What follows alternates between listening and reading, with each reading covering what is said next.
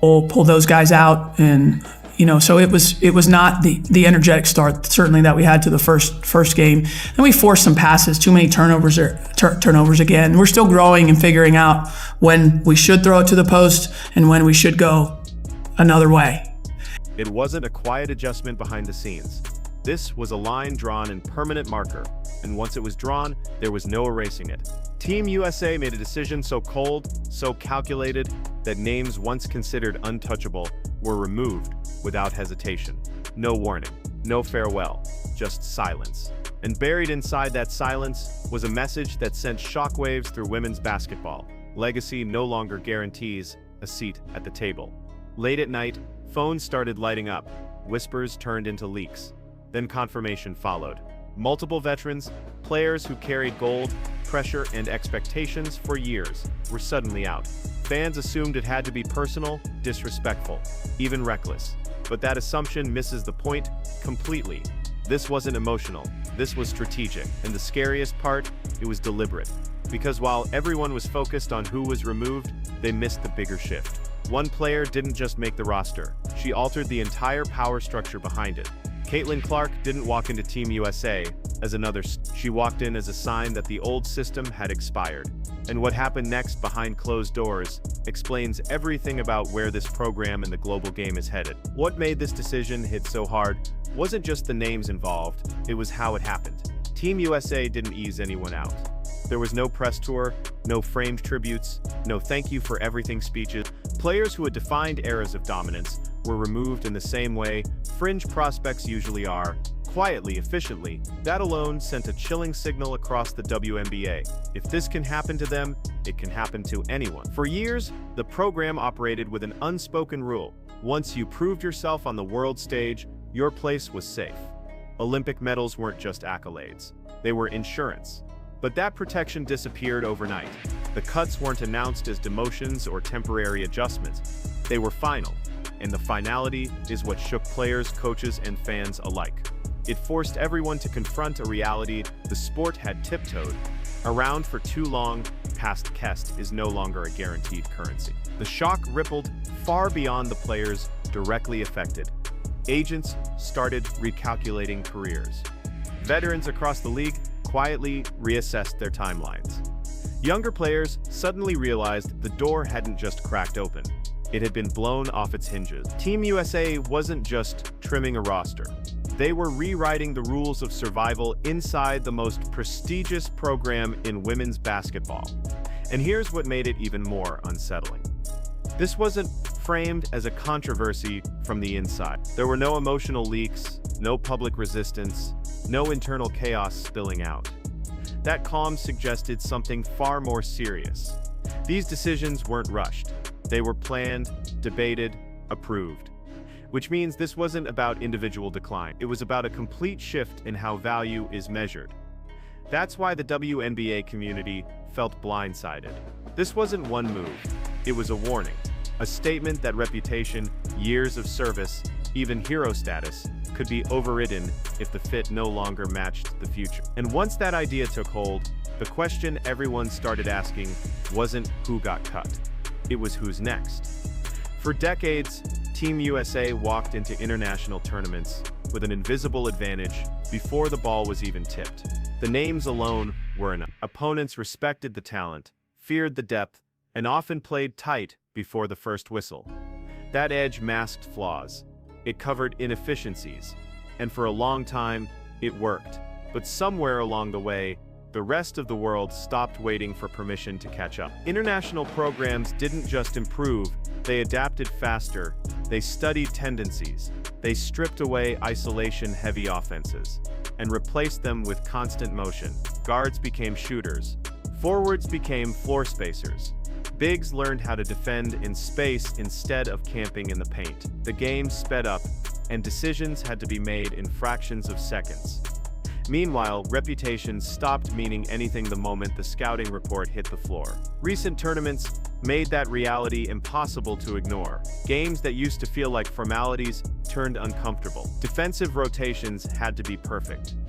Communication couldn't slip. Missed assignments were punished immediately with threes, backdoor cuts, or transition runs. Countries that once hoped to keep games close were now building systems specifically designed to exploit hesitation. What changed most wasn't talent, it was fear, or rather, the absence of it.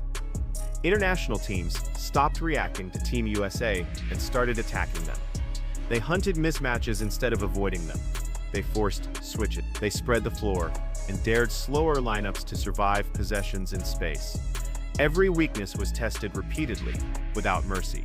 That's when the illusion finally cracked. The gap that once allowed Team USA to dominate with familiarity and experience had narrowed to the point where efficiency mattered more than star power, speed mattered more than comfort, adaptability mattered more than mettle. And once USA Basketball acknowledged that truth, it became clear the old blueprint wasn't just aging, it was actively being solved, because in the modern international game, hesitation isn't punished eventually, it's punished immediately. And the system Team USA relied on for years was no longer fast enough to stay ahead. Behind closed doors, far away from cameras and public opinion, the conversation shifted in a way it hadn't in years. This wasn't about talent evaluations or minute distributions. It was deeper than that. According to reports and growing speculation within basketball circles, Team USA's decision makers were forced to ask a question no dominant program ever wants to face. What if the very players who built this legacy no longer fit the game that exists right now? That question isn't just uncomfortable, it's dangerous. Because once you entertain it, there's no clean way out. It challenges loyalty. It challenges tradition. It even challenges the idea that greatness should be rewarded indefinitely. But ignoring the question was no longer an option. Close calls on the international stage had turned into warnings. The trends were too clear. Speed was winning. Spacing was winning, and hesitation was being exposed. The hardest realization wasn't that younger players were getting better. It was that holding on to familiar roles was creating friction. Certain lineups required the game to slow down. Certain systems demanded patience, and patience had become a liability. International teams weren't waiting for Team USA to execute. They were disrupting it before actions could even develop. Reports suggest that coaches and selectors began mapping scenarios rather than resumes. They asked who could function under constant pressure, who could make instinctive reads, who could bend defenses without needing the ball to stop. And in those conversations, something unsettling emerged. Some legendary skill sets, as brilliant as they were, depended on control in a game that no longer allowed it. That's the moment everything shifted. This wasn't about pushing anyone out. It was about realizing that protecting the past might cost the future. Once that truth settled in, sentiments stopped being an option. There was no dramatic declaration, no public acknowledgement of the internal struggle, just a quiet acceptance that dominance now required risk. And that acceptance opened the door for a completely different kind of player to redefine what Team USA actually needed next. Caitlin Clark didn't enter the equation as another name competing for a spot. She entered as a variable that changed how the entire equation worked. The moment her film was studied in the context of international play, it became clear this wasn't about points per game or highlight shots. What Team USA saw was a system hiding inside one player, a way of playing that forces defenses to make impossible choices, possession after possession. Her range alone alters the geometry of the floor. Defenders can't sag, bigs can't hover. Help defense arrives late, if it arrives at all. But the real danger isn't the shooting. It's what happens once teams overreact to it. Passing windows that don't exist for most players appear for half a second. And that's all she needs. She doesn't wait for plays to develop, she accelerates them. She reads coverages before they're fully formed, and punishes even momentary indecision. This is where the separation happens. Most elite guards operate within a system. Caitlin Clark becomes the system. The offense bends around her gravity, not because teammates defer to her, but because defenses are forced to. Traps open lanes, switches create mismatches. Overplays turn into backcuts. The pace doesn't increase because she's rushing it. It increases because defenders are constantly recovering. And that kind of influence is exactly what international teams struggle to game plan for. You can prepare for sets, you can scout tendencies, but you can't simulate a player who compresses decision-making time on every possession. When everything happens faster than your defensive rules allow, structure breaks down, That's modern chaos basketball, and it's devastating against disciplined teams who rely on precision. This is why she didn't replace individual players. She replaced the need for control. Team USA no longer had to slow games down to manage risk. With Clark initiating action, risk tilts in their favor. Missed shots don't kill momentum, because the pressure never disappears. Defensive mistakes aren't punished eventually.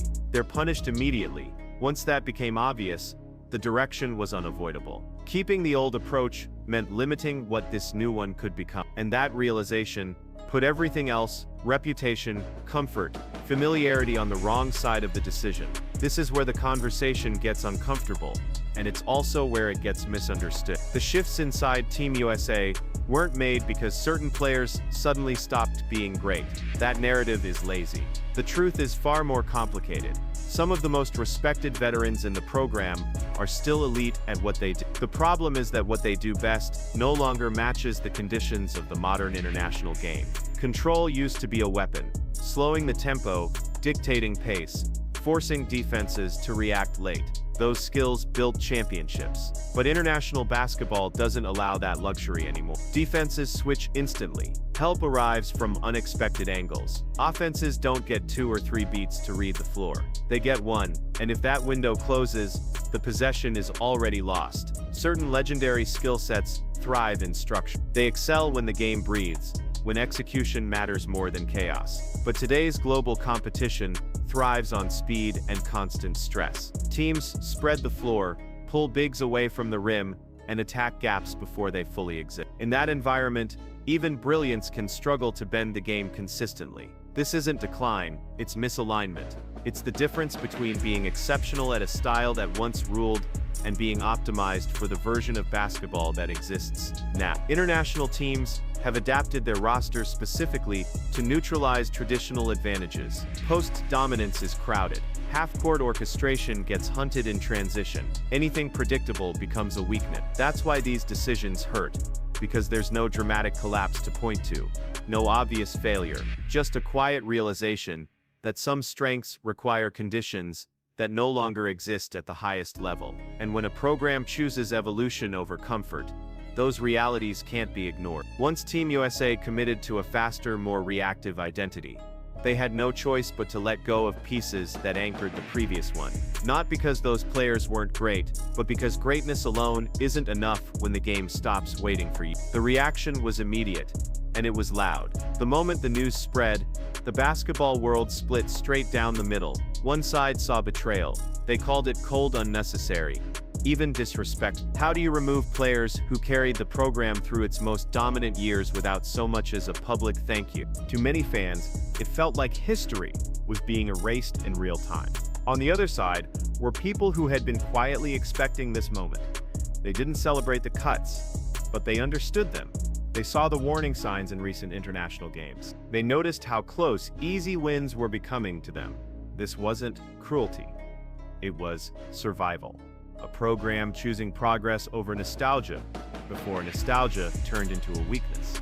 What made the backlash even heavier was the silence from inside the program. No emotional statements, no defensive explanations. That absence fueled speculation. It made the decision feel colder than it might have been, and it left fans to fill in the blanks themselves. Some saw it as arrogance. Others saw it as quiet confidence. Fear started creeping into the conversation, even among supporters of the move. Because once you cut legends, there's no safety net if the next generation stumbles. There's no one to hide behind. Every turnover, every loss, every close finish becomes evidence in a trial that will last for years. People aren't just watching games anymore. They're watching to see if this gamble survived skirting. Inside the fan base, the questions grew sharper. What if this transition phase lasts longer than expected? What if the chemistry doesn't gel? What if international teams expose weaknesses faster than Team USA can patch them? These aren't doubts about talent. They're doubts about timing, cohesion, and the price of rushing evolution. And that's what truly divided the audience. Not whether the future belongs to a new style, but whether cutting ties this decisively was necessary right now. Because progress always sounds logical in hindsight. But in the moment, it feels like standing on unstable ground, hoping the fall never comes. This is the risk nobody can talk their way around. If this vision works, it will be praised as bold and necessary. But if it fails, the fallout won't be subtle. Every loss will come with an asterisk. Every close game will reopen wounds that never had time to heal. The moment Team USA looks human on the international stage, the narrative will flip instantly.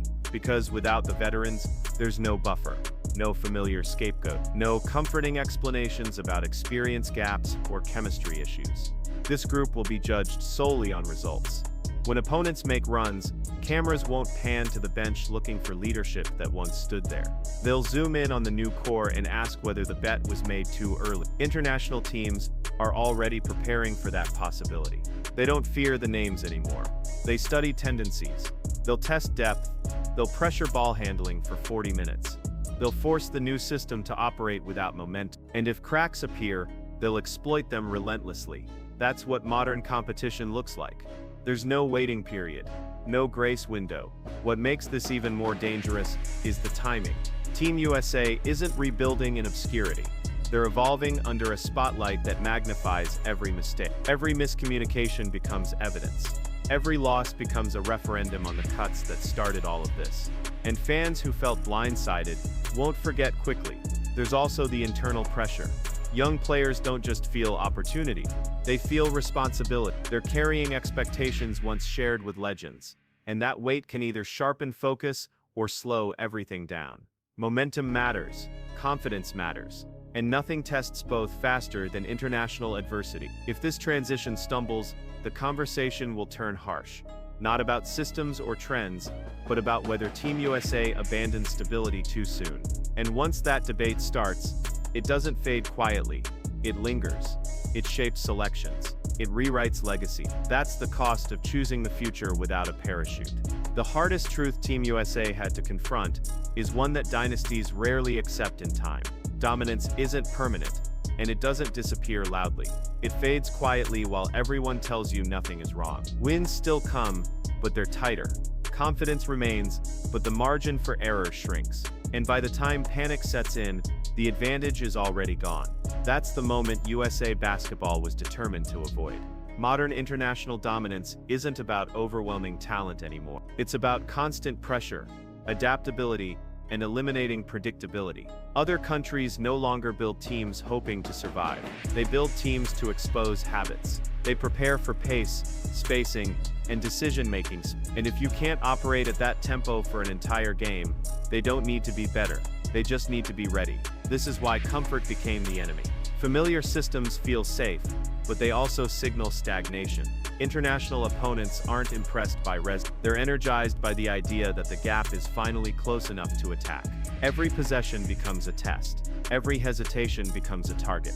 And once opponents sense vulnerability, they press harder, faster, and longer. Team USA's leadership understood something critical. Rebuilding after failure is infinitely harder than evolving before it. Choosing adaptation while still winning is messy, controversial, and emotionally costly. But it's also the only way to stay ahead in a landscape where everyone is studying you. Waiting for proof of decline would have meant waiting too long. That's the uncomfortable reality of modern dominance. It requires cutting ties with what once worked in favor of what works now. It requires accepting short-term instability to protect long-term relevance. And it demands belief in a vision that won't be fully validated until years down the road. Team USA didn't make this move to shock people. They made it because standing still is the fastest way to fall behind. The old era thrived on certainty. The next one will survive on adaptability. And whether fans agree or not, that's the price of staying on top in a game that no longer waits for legends to catch up.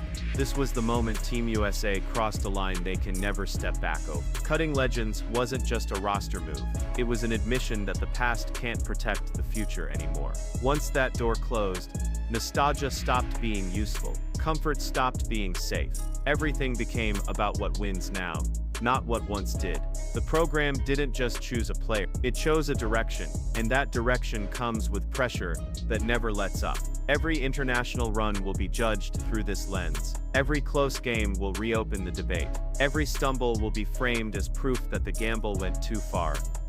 That's the cost of acting early instead of waiting for failure to force your hand. But here's the reality Team USA accepted before anyone else did. Standing still was the real risk. The world isn't chasing American dominance anymore. It's studying it, dissecting it, and testing it relentlessly. And beating that requires more than talent. It requires evolution, even when evolution feels ruthless. This new era won't be defined by names or medals. It will be defined by fit, speed, and adaptability. Caitlin Clark isn't carrying this alone, but she represents exactly why this shift happened. The game changed. Team USA finally chose to change with it. Whether this becomes the start of another dynasty or a cautionary chapter won't be decided overnight. It'll be decided possession by possession against opponents who no longer flinch. One thing is already certain though. There's no going back. The future has already been chosen. And the rest of the basketball world is watching to see if the risk was worth it.